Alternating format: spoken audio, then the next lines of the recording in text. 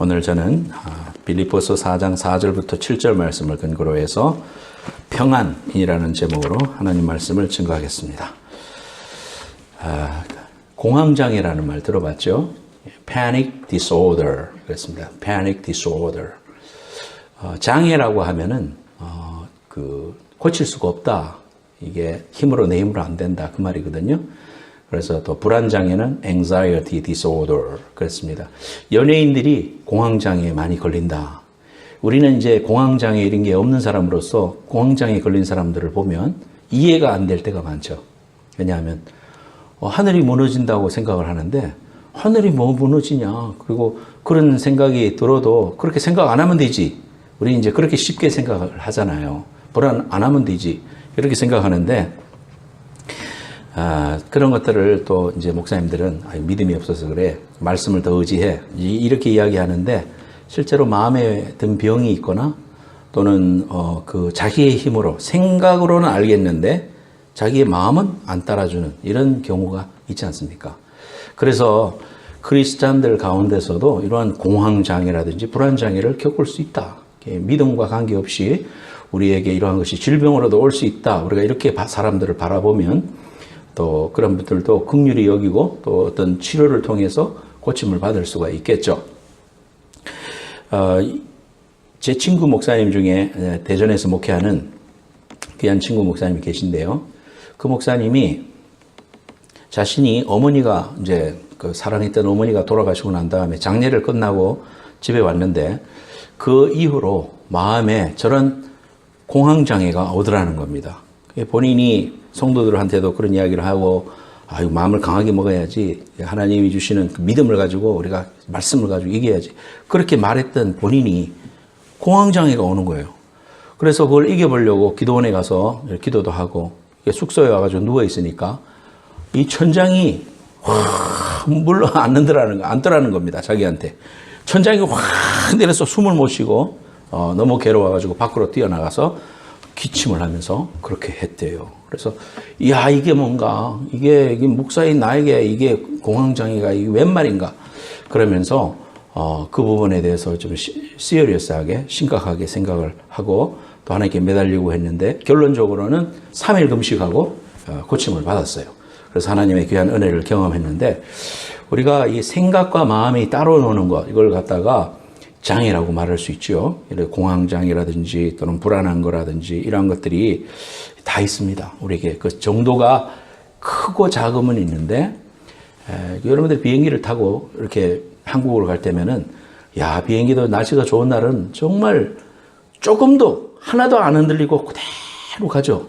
하늘에서 이렇게 바람을 이렇게 뚫고 가는데도 이렇게 안 흔들리고 가만히 가니까 가만히 서 있는 거하고 똑같아요. 그래서 편안하다 그렇게 생각하죠. 근데 웬걸 터뷸런스가 막 몰아치고 비행기가 올라갔다 내려갔다 한다든지 아니면 막 이상하게 떤다든지 이러면은 처음에는 그러다 말겠지 이렇게 생각하는데 그 정도가 심해지고 음식을 나눠주지 못하고 또 나눠주다가 다 쏟아지고 그 승무원들도 다시 자리에 돌아가서 자리에 앉고 이러면은요 마음에 불안이 생기고 공포가 생기는 건 당연한 겁니다. 그러면은 승객들의 대표적인 특징이 뭐가 되느냐 하면은 증상이 뭐가 되느냐 하면은 아무도 말을 안 합니다. 가만히 있습니다. 불안하니까 아무도 말을 안 해요. 그 정신이 좀 있을 때 그렇게 떠드는 거지 정말 위협이 오고 마음에 불안하면은 아무도 말을 안 하고 가만히 있어요. 그게 우리에게 있는 이런 불안 이런 것들입니다. 그러다가 또 잠잠해지면 언제 그러느냐 하면서 마음의 평안이 옵니다. 우리 예수님 믿고 평안을 강구하죠. 예수 믿고 나서 가장 큰 변화 중에 하나는 불안하고 외롭고 또 두렵고 했던 것들이 평안한 마음으로 바뀌어요. 왜냐하면 우리의 구세주 예수 그리스도를 만나니까 세상 중에 가장 뛰어난 하나님 죄를 이기시고 저주를 이기시고 사망을 이기시고 나를 살아가신다고 하는 이야기를 들으니까 예수님과 더불어 저 사진처럼 예수님 품 안에서 편안하게 잠자합니다. 저런 평안이 예수 믿고 난 다음에 우리에게 오는 특징 중에 하나단 말이에요. 그런데 저런 평안은 그런 세상이 주는 어떤 평안과 같은 것인가 우리 생각해 보기를 원합니다. 여러분들이 한국말에 평안하다. 그런 말이 있고, 편안하다, comfortable. 편하다. 이런 이제 말이 두 가지가 있죠. 두 말이 같은 말입니까? 틀린 말입니까? 다른 말이죠. 평안하다는 것은 하나님이 주시는 그런 평안을 말하는 거예요. 환경과 관계없이 하나님이 죄사함 주시고 우리를 천국의 자녀로 삼아주시고 또 그로 말미암아 주어지는 성령의 능력으로 세상을 이기며 하나님 가까이 가면서 사는 삶이 너무 기쁘잖아요. 오늘도 우리가 예배하면서 얼마나 기쁩니까? 감사하고 정말 정성을 다해서 하나님을 찬양하니까 하나님이 기뻐하시는 게 우리 가슴에 느껴지고 이런 기쁨, 그건 평안입니다. 그런데 편안함이라는 것은 그저 편안한 겁니다. 이 땅에서. 좋은 차 있고, 또 애들도 잘 되고, 또 뭐 건강하고, 또 뭐 이런 거. 그런 것들은 그 조건이 없어지면은 편안함은 없어져요. 평안까지 없어져요. 편안하다고 해서 평안한 것은 아니잖아요. 그래서 우리가 오늘 주님이 주시는 평안이라는 것은 걱정이나 비바람이 없는 그런 인생을 말하는 게 아니라 환난과 비바람이 여전히 있을 수 있지만은 하나님만이 주실 수 있는 그 평안을 주시겠다. 그 말씀을 해주시는 거예요. 그래서 요한복음에도 내가 너희에게 평안을 준다고 그랬습니다. 편안함을 준다가 아니라 평안을 주시겠다. 우리에게 말씀해 주셨습니다. 예수님은 이 세상을 떠나기 전에 마지막 교훈을 하기 위해서 제자들을 다락방에 모이게 했었습니다. 그리고 그들에게 이야기합니다. 나의 평안을 너희에게 주노라. 평안할지어다. 샬롬 이란 말을 썼단 말이에요. 근데 요한복음 16장 32절에 보면 이것을 너희에게 이르면 너희로 내 안에서 평안을 누리게 하려 함이라. 하나님 안의 평안은 예수님 안에 있을 때 누리는 평안이다. 이렇게 말씀하고 있죠. 세상에서는 너희가 환난을 당하나 담대하라. 내가 세상을 이겼노라. 예수 믿으면 이런 환난이나 어려움이나 공고가 없는 게 아니구나. 있을 수 있구나. 물론 그 어려움을 우리에게 면케해 주시고 길을 열어주시기는 분이시기도 하지만은 때로는 우리가 하나님 앞에 의로운 자로 살아도 욥처럼 고난을 받을 수 있고 역경을 받을 수 있고 환난을 만날 수가 있다는 거예요. 하지만 그런 역경과 환경에 관계없이 세상에서 너희들이 환난을 당하나 담대하라. 내가 세상을 이겼기 때문에 내 안에서 누리는 그러한 기쁨을 누려라. 평안을 누려라. 이렇게 말씀하고 있어요. 오늘 본문 말씀을 쓴 빌립보서 말씀을 쓴 사도 바울 선생님도 지금 이 빌립보서는 옥중서신이라고 합니다. 감옥에서 프리즌 안에서 썼는 거예요. 프리즌 안에서 그가 뭐가 그렇게 기쁜 일이 있기를 오늘 말씀에 내가 말하느니 기뻐하라. 다시 말하느니 기뻐하라. 기뻐하라는 것을 내가 다시 말하는데 기뻐하라. 기뻐하라는 말이 자기가 감옥 속에 있고 착고에 채워 있어요. 도망 못 가게 이 고리에 딱 채워져 있단 말이에요. 쇠사슬로 뭉쳐져 있어요. 그런 상황 속에서 사도 바울이 하는 말이에요. 그러니까 하나님이 주시는 평안이라는 것은 하나님이 주시는 이 평강이라는 것은 이러한 환경과 여건에 관계되는 그러한 평안이 아니라는 사실을 우리가 알게 됩니다. 이 로마에 가면은 이 사도 바울이 순교를 한 그런 터에 교회가 지어져 있습니다. 그 안에 이제 사도 바울이 거기에서 남겼던 여러 가지 유적들 이런 것들도 이제 있다고 해요. 그런데 거기에서 이제 사형터로 향하는 그 길이 지금도 있는데 그 사형터로 가면 그 사형터에서 어떻게 죽으느냐 하면은 목을 그 로마 시민권자였기 때문에 그 십자가형을 지을 수가 없었어요. 그 당시 가장 흉악한 죄인만 당하는 고통을 당하다가 피 빠져서 물 빠져서 죽는 그런 그 십자가형을 줄 수가 없었어요. 왜냐하면 로마 시민권자였기 때문에. 그래서 어떻게 죽였느냐? 목을 쳐서 죽였습니다. 도끼를 이렇게 내리쳐가지고. 그런 그 터가 지금 있다고 그럽니다. 사도 바울 선생님은 평생 동안 그의 삶 속에 예수 그리스도를 따라다니면서 많은 고난을 겪고 많은 어려움을 겪었음에도 불구하고 우리에게 주어지는 그런 메시지의 대표적인 메시지가 뭐냐면 항상 기뻐하라. 쉬지 말고 기도하라. 범사에 감사하라. 내가 다시 말하노니 기뻐하라. 오늘 본문 말씀에도 이러한 기쁨과 평안을 누려라. 그렇게 말하고 있습니다. 그렇다면은 그러한 말씀을 우리에게 주셨을 때는 우리가 이러한 말씀을 우리도 지킬 수 있다는 말씀으로 우리에게 주셨다면 우리가 오늘 말씀을 4가지의 원리를 통해 가지고 우리도 그럼 그런 평강과 은혜를 누리자. 그런 의미에서 오늘 4가지 말씀을 드립니다. 첫 번째로 제목 읽겠습니다. 첫 번째, 시작. 아무것도 염려하지 말라. 아무것도 염려하지 말고 오늘 본문 말씀에 그렇게 말씀했죠. 하나님의 평강을 주시는데 그 평강을 주시기 위해서 너희는 아무것도 염려하지 말고, 제가 좋아하는 말씀 중에 하나입니다. 냉장고에도 붙일 수 있는 그런 말씀입니다. 냉장고에 붙인다는 말은 여러분 무슨 말이냐면 이런 데다가 적어가지고 놓고 항상 냉장고 문을 열 때마다 그 말씀을 보고 읽고 또 그 말씀을 묵상하고 그 말씀을 붙들고, 그런 거 이제 제가 말씀하는 거예요. 냉장고에 붙이는 말씀, 마기네리카토 같은 그런 말씀으로 삼을 수 있는 귀한 말씀이 저겁니다. 염려가 오고 걱정이 오고 환란이 오고 시험이 오고 막 병이 오고 어려움이 올 때 우리가 어떡할꼬 걱정되고 염려하고 문제 직접 바라보고 염려를 하는 거, 그 인간이니까 당연하죠. 그러나 그런 생각을 계속해서 하지 말라 이 말입니다. 저 헬라어의 문법을 보면은 염려를 계속해서 하지 말라 이 말입니다. 그러니까 사람이니까 걱정하고 어디로 가야 되는데 또 무엇을 해야 되는데 생각하고 염려하는 거, 그런 게 순간적으로 오는 것은 괜찮지만 그러나 계속해서 염려하지 말라, 그런 의미입니다. 아무것도 염려하지 말고 그렇게 말했습니다. 야, 우리가 살아가면서 어떻게 염려를 안 하냐, 세상에 있는 모든 일들을 바라보면서 어떻게 염려를 안 하냐, 이런 생각을 우리가 가질 수가 있겠죠.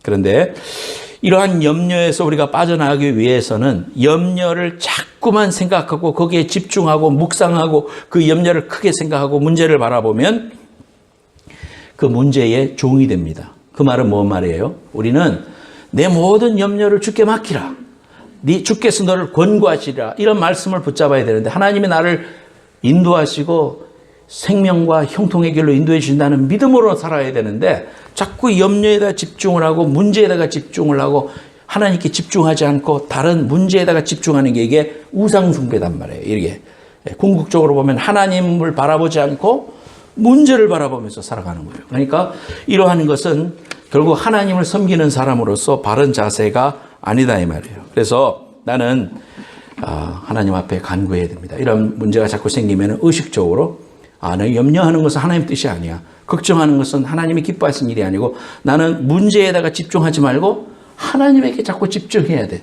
이 문제를 해결해 주실 수 있는 그 전능하신 하나님에게 자꾸 눈을 바라볼 때 하나님께 집중하면 하나님께서 일하시고 하나님이 우리에게 역사하신다는 사실을 믿을 수 있기를 축원합니다. 어떤 순간이 오더라도 우리는 염려하거나 좌절하지 말고 염려를 멈추고 하나님께 바라봐야 됩니다. 여러분, 비행기를 타고 갈 때 막 여기에 산호세 공항에 막 비가 억수같이 내리면은 야, 비행기가 과연 뜰 수 있을까? 또는 뭐 그런 일은 별로 없지만 눈이라도 내린다든지 이러면은 야, 이거 정말 가야 되는데 내가 지금 가야 덴버에서 비행기를 갈아타고 뉴욕까지 갈 수 있을 텐데 이게 내가 늦게 도착하면 안 되는데 뭐 여러 가지 염려가 되잖아요. 그런데 가까스로 이제 그 이륙 명령을 받아가지고 비행기가 뜨면은요 막 뜰 수 있을까 미끄러질까 염려되고요.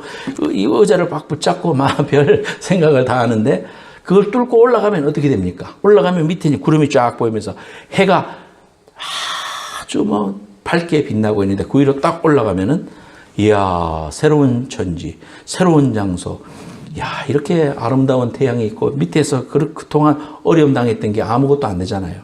우리가 하나님의 시각을 가지고 하나님의 눈으로 보면 아무것도 아니고 또 하나님의 연단이고 하나님이 필요해서 주신 것이고 그럼 내가 감당해야 되고 이걸 뚫고 나가야 되는데 이럴 수는 없나이다. 하나님 왜 나에게 이런 연단을 허락하십니까? Why me? 이러면서 하나님 앞에 자꾸 따지기만 하고 이러면은 결코 그 속에서 뚫고 나가서 하나님의 그 밝은 태양이 있는 그 하늘 공중으로 못 올라가는 거예요. 여러분, 염려를 멈추고 문제의 근원자 되시는 하나님께 집중하고 하나님께 나아가는 그런 사람들이 되어야 됩니다. 두 번째로는 우리의 삶 가운데 말씀에 보면은 기도하라 그랬습니다. 여기 넘버가 2입니다. 기도하라 그랬습니다. 염려를 안 하려면은 그러면 내가 뭘 해야 될까? 멀뚱멀뚱하게 염려하지 말아야지 그러면서 가만히 앉아 있는 게 아니라 기도에다가 집중을 하라 이 말이에요. 그래서 아무것도 염려하지 말고 첫 번째 오직 모든 일에 기도와 간구로 너희 구할 것을 감사함으로 하나님께 아뢰라. 이것이 오늘의 본문이단 말이에요. 그러니까 두 번째로는 기도하라 이 말이에요.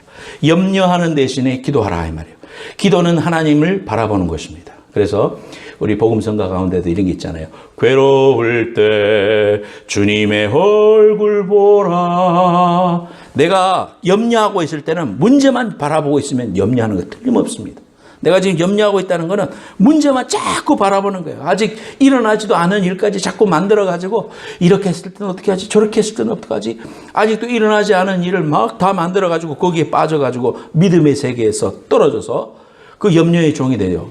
근데 하나님께 포커스 맞추면 하나님이 행하실 일을 보게 하시고 또 깨닫게 하시고 강 같은 평화가 임하는 겁니다. 여러분 어려움이 올 때에 나와서 하나님께 막 기도하잖아요. 새벽 기도 또는 여러분들이 집에서 막 기도하면 불안이 있고 염려가 있는데 어느 정도 막 기도하다 보면 하나님께서 어느 순간 마음속에 그 염려의 무거움이 툭 떨어지고 하나님이 주시는 말할 수는 없지만은 하나님이 주시는 그 강 같은 평화가 임합니다. 아무것도 해결된 것도 없고 무슨 하나님 음성이 들린 것도 아닌데 기도를 계속 하다 보면은 두려움은 언젠가 물러가고 하나님의 평강과 담대함과 은혜가 임해요. 이런 하나님이 만나 주시는 경험을 할 수 있는데 그것은 기도하는 사람만 할 수 있는 거예요. 가만히 있는 사람은 마귀 밥이에요.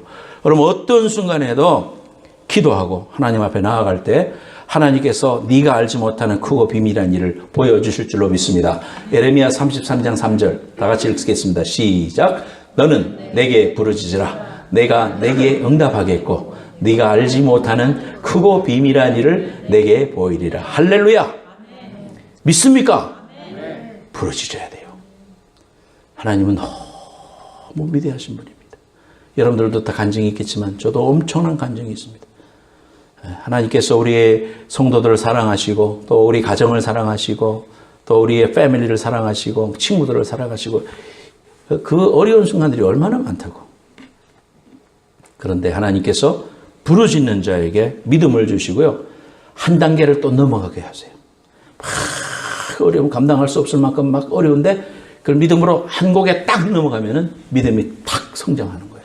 그러면서 이제는 그런 문제로 닥치더라도 흔들리지 않습니다. 흔들리지 않고 담대함이 생기고 하나님을 의지하고 믿음으로 살 것을 하나님께서 우리에게 말씀해 주시는 걸 깨달을 수 있어요. 그래서 담대해지고 강해지는 거예요. 사람이 믿음으로 강해지는 거예요. 인간이 호흡을 하듯이 기도를 통해서 우리의 영혼의 호흡을 하면 우리가 삽니다. 영혼이 죽어 있지 않고 살게 돼요. 특히 기도의 생활하는 매우 중요합니다. 성경도 쉬지 말고 기도하라 그랬습니다. 범사에 감사하라. 그래서 지난주에는 저는 말씀에 감사해보자. 당연하다고 생각하는 것을 한번 감사를 해보자. 그렇게 생각하고 노력을 했더니 은혜가 충만했습니다. 당연하다고 생각하는 것을 감사한 거예요. 아내가 밥을 차려주면 너무너무 감사하다. 내가 해드려야 되는데 저렇게 나에게 사랑을 베풀어주니 내가 너무 감사하다. 이렇게 당연한 것을 아주 하나님께 감사하는 게 공기가 너무 감사합니다. 하나님. 이 아름다운 온도가 너무 감사합니다. 이 귀한 장소를 주셔서 예배할 수 있는 장소를 주셔서 감사해요. 하여튼 뭐든지 당연하다고 생각했던 것을 감사를 하니까 이 감사의 스피릿이 넘쳐나더란 말이에요. 그래서 기도하는 가정은 행복하고 기도하는 교회는 성장하고 기도하는 성도는 승리하고 기도하는 사람은 성공해요. 기도는 모든 문제의 여는 열쇠입니다. 기도부터 시작하는 거예요. 문제 앞에서 우리가 하나님을 향하여 기도를 시작한다는 것은 내 믿음이 하나님을 향하여 열린다는 거예요. 하나님이 해결하실 수 있다는 믿음을 표현하면 하나님이 기뻐하시잖아요. 하나님 역사하실 수 있잖아요. 기도도 안 하고 내 힘만 의지하려고 하고 내가 문제 해결하려고 하면은 좌절과 절망뿐입니다. 여러분. 빨리 하나님 앞에 항복하고 주님 앞에 나가서 주여 나를 도와주시옵소서. 하나님 앞에 겸손히 부르짖는 여러분들 되시길 예수님을 축원합니다. 기도의 수칙 같이 읽어보겠습니다. 1번부터 끝번까지 시작. 기도하는 사람은 반드시 승리한다는 믿음을 잡는다. 시작. 일정한 기도 시간을 정해놓고 집중적으로 기도한다. 3번. 교회에서의 기도뿐만 아니라 기도의 생활화를 통해 매 순간 기도한다. 4번. 교회 목회자들과 국가 지도자들을 위해서 기도한다. 자신뿐 아니라 타인을 위한 중보 기도에 많은 시간을 할애한다. 두세 사람 이상 합심 기도가 중요하다. 기도를 통해 축복과 기적을 체험하고 천국 체험의 장이 되어야 한다. 그래서 우리 성도들이 기도를 많이 하는 성도들이 됐으면 좋겠어요. 여러분, 기도의 양과 질이 있는데 두 개 다 필요합니다. 그러니까 막 중언부언하고 막 정신 막 살다가 졸다가 이렇게 하면서 그렇게 하면 무슨 의미가 있나? 정신을 차리고 3번을 기도하면 그게 낫지. 그 말도 맞는데 하나님 앞에 많은 시간을 들여서 무릎을 꿇는 훈련을 하고 하나님 앞에 자꾸 시간을 들여서 기도하려고 하는 그런 양적인 것도 필요한 거예요. 두 가지 다 필요한 거예요. 그래서 여러분 기도 생활을 해서 하나님의 그 세계가 넓고 깊고 높다는 걸 우리가 깊이 체험해야 됩니다. 그래서 그런 성도가 될 수 있도록 기도하기 전에 될까? 하나님 정말 내 말 기도 들어주실까? 이런 의심을 물리치고 반드시 들으신다. 이 말씀을 하나님 반드시 들으시고 응답하시는 좋으신 하나님이라는 거 믿음의 확신을 가지고 기도하는 게 가장 중요해요. 첫 번째. 두 번째로는 성도들끼리 함께 기도하는 거예요. 함께 모여갖고 뭐 잡담 너무 많이 하지 말고 어려운 사람이 있으면 두세 사람이 모여서 성가대에서도 같이 기도하고 또 찬양팀에서도 같이 기도하고 이런 기도를 서로 이렇게 열심히 해주는 이런 게 필요한 거예요. 그 순간만큼 우리의 영적인 지경이 넓어지는 거예요. 나만 바라보는 신앙에서 여러 사람들을 바라보고 함께 가는 그런 은혜를 경험할 때 기도 응답이 많아져. 엄청난 그 기도 응답을 너무너무 주시는 분이란 말이에요. 그러니까 기도 여러분 꼭 할 수 있기 바랍니다. 세 번째로는 간구를 하라. 아무것도 염려하지 말고 오직 모든 일에 기도와 간구로 이걸 두 개를 나눴어요. 저는 기도와 간구 다 기도죠. 그런데 간구라는 건 뭐냐 하면은 간절히 기도하는 것을 의미합니다. 간구라는 것은 애써서 기도하는 것. 소리 질러서 기도하고 막 악을 쓰고 기도하고 꼭 그렇게 의미하는 것은 아니고 간절해지면 소리가 나오죠. 지금 내가 지금 죽느냐 사느냐 하고 하나님 앞에 살려달라고 기도하는 사람이 하나님 아버지 살려주시옵소서 믿습니다 살려주시옵소서 이렇게 기도하지 않습니다. 내일 죽으면 어떻게 돼요? 주여 살려주세요 하나님 살려주세요 이렇게 기도하지 살려주시옵소서 이렇게 기도하지 않습니다. 그런 의미에서는 간절히 기도한다는 것은 목청을 놓아 큰 소리로 하나님 앞에 기도하는 것을 의미하는 것이라고 하겠어요. 그래서 열심으로 기도하는 것, 또 궁극적인 의미는 계속해서 기도하는 것, 그것을 의미합니다. 뭐 한 번만 기도해보고 하나님 응답 안 하시네, 뜻 아닌가 보네, 포기하는 게 아니라 끝까지 하나님 앞에 믿음을 갖고 기도하는 것, 이것이 하나님이 원하시는 일이에요. 여러분 한번 생각해 봐요. 만약에 우리의 삶에, 여러분의 개인의 삶에 어려움이 없고 기도할 거리가 없다면 내가 하나님 잘 믿을까 안 믿을까? 어떻게 될까요? 이종환 형제. 잘 믿겠어 안 믿겠어? 안 믿죠? 저 세상에 가서 놀고 있겠죠? 저도 마찬가지예요. 여러분 우리가 하나님 앞에 그래도 연단이 있고 어려움이 있고 병이 있고 슬픔이 있고 막 매달려서 하나님 앞에 나아오려고 하고 그랬으니까 지금 오늘 우리 믿음이 요까지 있지. 만약에 형통하고 모든 일을 하는 대로 막 응답되고 그러면 우리 삶이 하나님 앞과 가까워지느냐? 절대로 아니더라. 우리 경험을 통해서 압니다. 우리 신앙의 선배들의 성경을 통해서 보면 합니다. 어제 우리 새벽기도 나오신 분이 그러잖아요. 이 이스라엘 백성들을 가만히 보면은 한심해 죽겠다. 이스라엘 백성들은 세상에 하나님의 역사를 지금 눈앞에서 홍해 바다 갈라지는 거 눈으로 보고 하나님을 찬양해 놓고 뒤돌아서서 목마르다고 원망하고 하나님 앞에서 바로 안 살고 우상 만들고 우리 생각으로 상상이 안 되는데 가만히 묵상해 보면 그게 나다. 그게 우리구나. 이렇게 묵상했었어요. 그 말 맞아요. 우리가 그나마 그런 전갈이 있고 목마름이 있고 고통이 있고 압살롬이 막 죽이려고 하고 이러한 과정들이 그것이 나에게 고통이 아니에요. 그래서 우리 부르짖죠. 부르짖으면 하나님 응답 주시지만은 응답 그 자체가 하나님이 요구하시는 바가 아니다 이 말이에요. 그걸 통해 가지고 하나님이 우리를 하나님의 사람으로 만들고 하나님이 기뻐하시고 하나님의 마음을 아는 사람으로 하나님과 친밀한 쪽으로 하나님이 우리를 인도하시는 것이 목적이지. 기도 응답해 준 거 그것이 해결됐다고 해서 하나님은 좋으신 분이고 영광을 받으셔야 될 분이 아닌 거예요. 때로는 하나님이 하나님 내게 이 간질병을 물러나게 해 주시옵소서 3번이나 간구했지만 하나님이 사도 바울의 기도를 응답해 주시지 않고 평생 동안 그 간질로 고생했습니다. 생각을 해봐요. 사람들을 쭉 아고라 광장에 사람들 모아놓고 하나님은 살아계십니다 하면서 막 은혜로운 설교하다가 픽 쓰러져가지고 꽉꽉꽉꽉꽉 이러고 있으면은 무슨 은혜가 되겠습니까? 하나님 앞에 얼마나 고쳐달라고 기도하겠어요. 하나님께 영광이 안 되잖아요. 하나님 나 좀 고쳐주세요. 그 기도를 3번이나 했어요. 근데 하나님은 네 은혜가 네가 족하다고 그랬어요. 그건 뭘 말합니까? 내가 약할 때 곧 강함이라. 내가 연약하기 때문에 하나님이 역사하시고, 내가 못하기 때문에 하나님이 하시고, 내가 부족하기 때문에 완전하신 하나님이 하실 줄로 믿습니다. 마지막으로는 우리가 4번째로 감사해야 됩니다. 감사함으로 그 문에 들어간다고 그랬어요. 아무것도 염려하지 말고 오직 모든 일에 기도와 간구로 너희 구할 것을 감사함으로 하나님께 아뢰라. 그리하면 모든 지각에 뛰어난 하나님의 평강이 네 마음과 생각을 지켜주시겠다. 이게 기도 응답의 비결이에요. 여러분 이 말씀 꼭 붙잡으세요.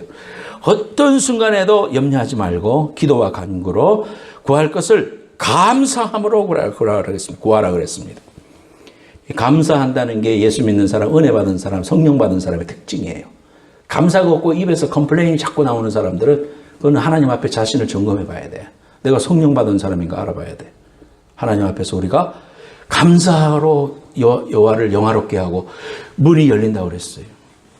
감사함으로 하나님 앞에 늘 기도해야 됩니다. 모든 일을 하나님 앞에 간구하고 하나님 감사합니다. 내가 이 고난으로 인하여 어려움으로 인하여 나의 넘어짐으로 인하여 주님 앞에 설 수 있음을 내가 감사하고 하나님의 주권을 내가 인정하고 하나님은 항상 옳으신 분임을 내가 믿음으로 고백합니다. 어떤 순간에도 나는 하나님이 옳으신 분이라고 나는 믿습니다. 이런 믿음의 고백을 할 수 있는 사람, 감사할 수 있는 사람을 통해 하나님은 역사하십니다. 여러분 요즘 미투 운동을 통해 가지고 2사람이 한국에서 죽었어요. 자살을 했어요. 자살하면 안 됩니다, 여러분. 자살하는 것은 생명을 자기가 하나님이 주신 건데 내가 내 마음대로 하는 거기 때문에 그건 큰 범죄예요. 지옥 갑니다, 여러분. 우리가 하나님 안에서 예수 믿고 구원받아도 우리에게 삶이 어려움이 있을 수 있다고 그랬죠. 정말 힘든 순간이 있을 수 있죠. 그러나 그 생명을 내 마음대로 끊을 수 없어요. 그건 하나님의 영역을 침범하는 거예요. 보세요. 그 상황이 너무 힘들다는 거 우리도 인정해요. 막 사회적으로 매장당하고 뭐 교수로서 있었던 모든 명예와 이런 게 굉장히 중요한데 막 우울증에 빠져가지고 죽고자 하는 생각이 들 수도 있겠다. 우리도 이해가 가지만 그러나 우리 예수 믿는 사람은 내가 최악이라고 생각했는 순간이 하나님의 최악은 아니거든. 우리가 어떤 순간이라도 하나님을 의지하고 일어서고 또 내게 생명 주시고 이 일을 통해 이루실 하나님을 바라보고 모든 일에 기도와 간구로 너희 구할 것을 감사함으로 하나님께 아뢰라. 하나님 감당하기 힘들지만 힘 주시옵소서. 내가 이것을 뚫고 이기게 하옵소서. 하나님의 영광을 드러내게 하옵소서. 회개합니다. 하나님 앞에 나아가면 더 좋은 삶이 기다리고 있을 수도 있는데 내 스스로 결론을 내버리는 것은 그건 하나님 앞에서 바른 일이 아니에요. 그리고 남을 지적하고 또 세상에서 사람들을 정죄해가지고 사회가 밝아지는 건 결단코 아닙니다. 잘못된 그러한 구조와 그러한 상황이 있도록 했던 모든 상황들을 변화시켜야지 그 한 사람에게 모든 문제를 다 짊어지어가지고 그 사람이 죽게 만든다는 것은 그것도 또 하나의 죄악일 수가 있는 거예요. 그렇기 때문에 우리는 남을 지적하는 일을 조심해야 됩니다. 성경이 뭐라고 했습니까? 남을 지적하기 전에 나를 보라고 그랬죠. 나를 보고 나 자신의 십자가를 지고 가라고 그랬어요. 그렇기 때문에 이 사회 현상을 가슴 아파하면서 우리 자신들을 회개해야 됩니다. 우리 자신들이 생각과 마음으로 음란하고 간음하고 얼마든지 그렇게 살 수 있는 사람들이잖아요. 하나님 도와주시옵소서. 하나님 나도 저런 자리에 서면 저런 범죄할까 시험에 두렵습니다. 하나님 그런 자리에 서지 않도록 하나님 내가 하나님의 법도와 하나님의 은혜를 가지고 할 수 있는 용기와 힘도 주십시오. 하나님 그렇게 해서 남을 아프게 하는 그런 저주스러운 자리에 서지 않도록 하나님 나를 도와주십시오. 하나님 앞에 겸손하게 설지언정 함부로 인생을 포기하면 그 가족들은 2번 상처를 받는 거잖아요. 그 가족들은 자기는 그렇게 해서 인생이 끝인 줄 알고 지옥 갈지 모르지만은 그러나 그 가족들은 2번 상처를 받는 거잖아요. 그로 말미암아 받을 남아있는 사람들은 생각지도 않는 이런 생각들을 하면 안 돼요. 아무리 힘들어도 인생의 가장 밑바닥이라고 생각하는 그 순간이라도 하나님은 일하실 수 있고 하나님은 이 일을 통하여 선을 이루실 수 있는 분임을 여러분 꼭 믿으시고 하나님 앞에 힘들지만 감사로 영광을 돌릴 수 있는 여러분들 되시기를 예수님의 이름으로 축복합니다. 호레시오 스탠포드라는 그런 시카고의 성공한 변호사일 뿐만 아니라 우리 침례교의 유명한 집사님이셨습니다. 이분은 시카고 대학의 법리학 교수였습니다. 돌스웨스트 장로교 신학교 이사도 했고요. 운영위원이었어요. 또한 세계적인 전도자였던 무디 선생님하고 절친한 친구이기도 했어요. 교회에서는 회계집사였어요. 주일학교 교사로 섬겼던 독실한 신앙인이었습니다. 그런데 43세가 된 1871년에 시카고에 대화재가 있었죠. 큰 화재가 있었는데 그때 전 재산을 다 잃었습니다. 이 일 이후에도 자기의 큰아들이 급성전염병 피부 질환으로 먼저 하늘나라로 갔어요. 엄청난 시련 앞에서 스탠포드와 그의 가족들은 휴식이 절대적으로 필요했어요. 그래서 아내와 네 딸과 영국 등 유럽 여행을 가려고 마음을 먹었어요. 그래서 이제 가려고 했는데 마침 유럽에서 복음 전도 사역을 전개하고 있던 친구 무디의 전도 집회를 돕기 위해서 같이 가고 싶었습니다. 그런데 1873년 11월 15일 스탠포드의 아내와 네 딸을 비롯해서 많은 승객을 태운 프랑스 여객선 아브로는 뉴욕항을 출발하게 되었습니다. 그때는 비행기가 없을 때니까. 하지만 출항 몇 분 전에 스탠포드 집사님은 급한 일이 생겨서 나중에 따라갈 요량으로 배에서 내렸어요. 아내와 딸들을 태운 배는 순항을 했어요. 그런데 모두가 잠든 22일 새벽 2시에 그 배는 대서양 한가운데서 영국 철갑선 라키언호와 정면으로 충돌했습니다. 이 사고로 말미암아서 배에 타고 있었던 226명의 생명이 바다 속으로 가라앉게 되었습니다. 나중에 전보가 왔는데 가까스로 나만 살아남았음 하면서 아내가 전보를 보내왔습니다. 9일 후에 다른 생존자들과 함께 웨일스와 카디피에 도착한 스탠포드의 부인은 혼자만 살아남았음이라는 짤막한 전문을 남편에게 보냈습니다. 이 소식을 전해들은 스탠포드 집사님은 앞이 캄캄했습니다. 그러나 사랑하는 딸들을 잊고 정신없이 헤맬 아내가 걱정되어서 부인을 데리러 가기 위해서 배에 올랐어요. 배에 탄 후 선장과 함께 이야기를 나누던 중에 선장은 스탠포드에게 다음과 같이 말했습니다. 지금 이 배는 당신의 딸들이 죽은 그 물 위를 지나가고 있습니다. 슬픔을 참고 있었던 그 집사님이 그 파도를 바라보면서 마음이 무너지는 거예요. 딸들을 바라보면서 너무너무 그곳에 잠들어 있을 딸들을 생각하니까 마음이 너무 괴로워서 선실로 가서 밤새도록 눈물을 흘리면서 기도했다고 합니다. 주님, 누구보다도 주님을 사랑했던 저에게 어찌하여 이토록 큰 시련을 주십니까? 그는 방에 틀어박혀서 두문불출하게 되었고 주변 사람들은 그의 믿음이 혹시라도 실족할까 봐 걱정했습니다. 그런데 어찌된 일일까요? 절망하며 탄원하며 기도하던 스탠포드에게 갑자기 마음속 깊은 곳에서 형언할 수 없는 하나님께 대한 신뢰와 평안이 솟구쳐 오르기 시작했습니다. 그리고 그의 입술에서는 평생 경험해보지 못한 평안을 고백하고 있었습니다. 평안해, 내 영혼 평안해. 하나님의 뜻이 이루어지이다. It is well, with my soul, God's will be done. 그리고는 아침이 되자 스탠포드는 주님이 주신 영감으로 시를 써내려가기 시작했습니다. 그 시가 우리가 즐겨 부르는 내 평생에 가는 길, 이 찬송가 가사가 되었습니다. 내 평생에 가는 길 순탄하여 늘 잔잔한 강 같은지 큰 풍파로 무섭고 어렵든지 나의 영혼은 늘 편하다. 내 영혼 평안해, 내 영혼 평안해, 내 영혼 평안해. 다 같이 자리에서 일어나서 이 찬송가 같이 한번 부르고 제가 축도 마치게 하겠습니다.